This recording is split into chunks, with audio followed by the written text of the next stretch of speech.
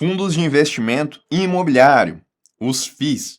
Eu tenho aqui fundos que se destinam a aplicar em ativos relacionados ao mercado imobiliário, o que vai incluir aqui, além da aquisição de direitos reais sobre bens imóveis, como a própria compra de imóveis urbanos ou rurais, mas também aqui o investimento em títulos que sejam relacionados ao mercado imobiliário, como LCI, letras hipotecárias, certificados de recebíveis imobiliários, o CRI, e também outros previstos.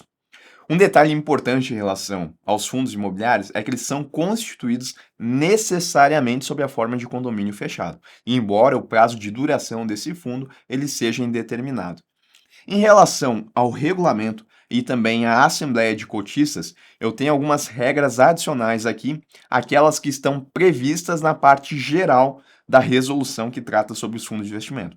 Então, por exemplo, aqui no regulamento eu tenho que ele deve dispor em um fundo imobiliário sobre itens como o objeto da classe de cotas, definido com clareza, os segmentos em que esse fundo ele vai atuar, se for o caso, assim como a natureza dos investimentos que poderão ser realizados.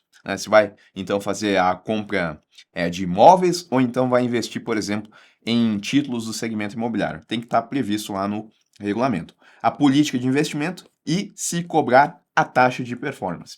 Em relação à Assembleia, eu tenho também matérias adicionais.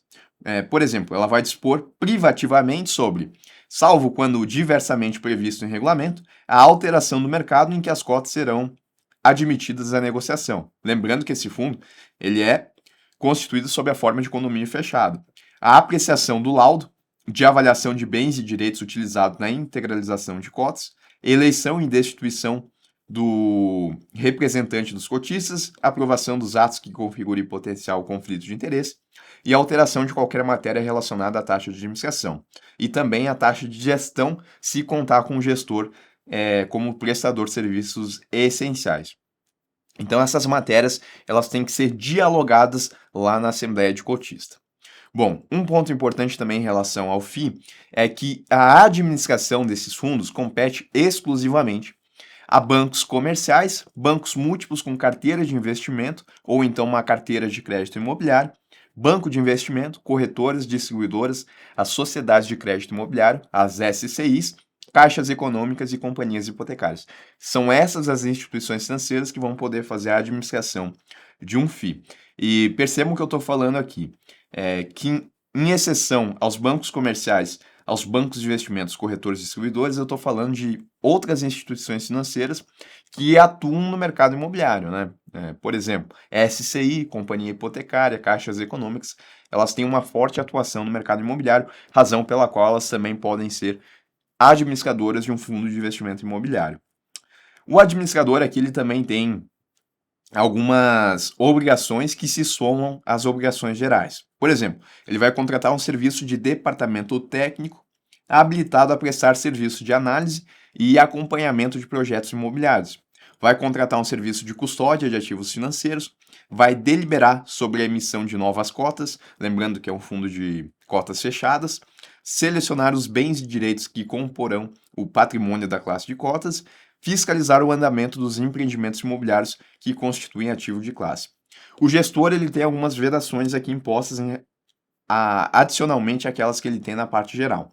Por exemplo, conceder crédito sob qualquer modalidade, prestar fiança, aval, aceite ou coabrigar-se sob qualquer forma nas operações de classe de cotas e aplicar no exterior recursos captados aqui no país. O administrador ele deve disponibilizar aos cotistas documentos e informações eventuais sobre a classe de cotas, tá? Aqui em relação à parte de divulgação de informações. Quais são essas informações, então?